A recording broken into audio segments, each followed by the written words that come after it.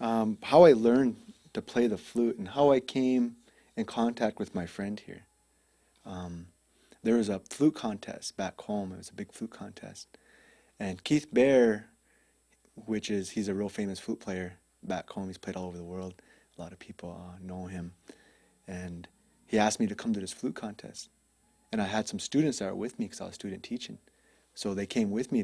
They all wanted to listen to this beautiful flute music.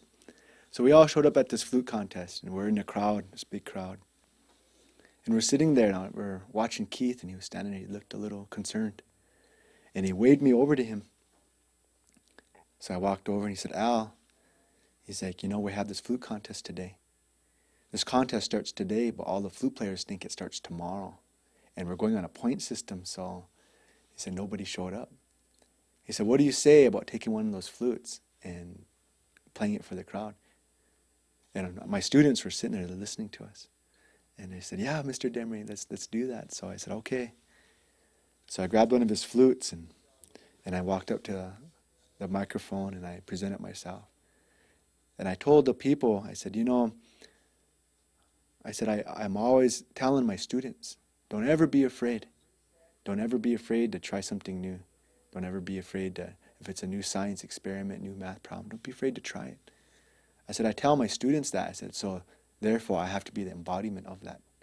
So I have to stand before them and be able to try something new. I said, I make a fool of myself all the time, but today I have an audience.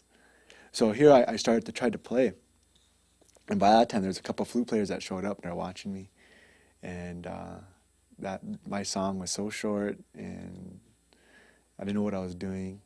And these other flute players were laughing at me. And so, I said, well, thank you. And I wasn't going to go back. Here the next day, Keith found me at the powwow again. And he said, hey, you should come to that flute contest.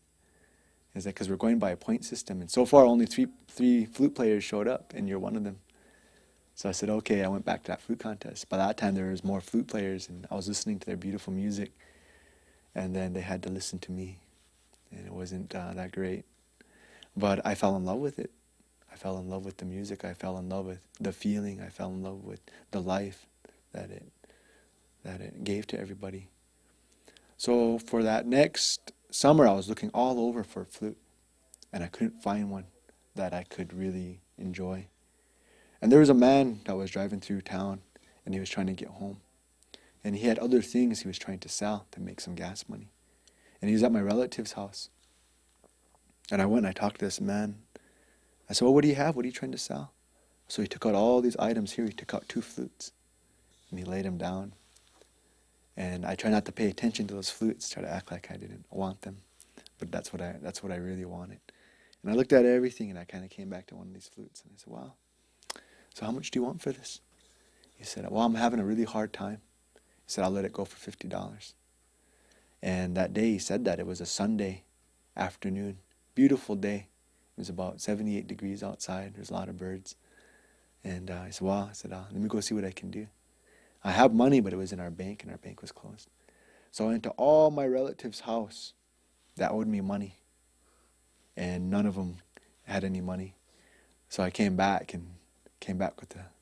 with a heavy heart. And he said, did you get the money? And I said, no. And my brother, Blue Star, he was sitting there watching this whole thing. And he said, brother, you really want one of those flutes? And I said, yeah. He said, okay. So he went up to this man and he said, my brother, he's never said no to me. Every time I asked him for help, he's always helped me. He don't say no to anybody. He said, if I can help my brother, he said, I will. He's like, would you take trade for that one of those flutes? So that man said, well, what do you have? So my brother went to his room and got together a bundle and put a lot of trading material in there, presented it to him. That man opened it up and told him, you're giving me too much. You're giving me too much. He said, but whatever flute you want, he said, you can have it. So then I picked this flute, and this was my first one. And all my relatives, they were happy in that moment, but after that, they were very, they were mad at that man for giving me this flute, because they had to listen to me play for the rest of the week.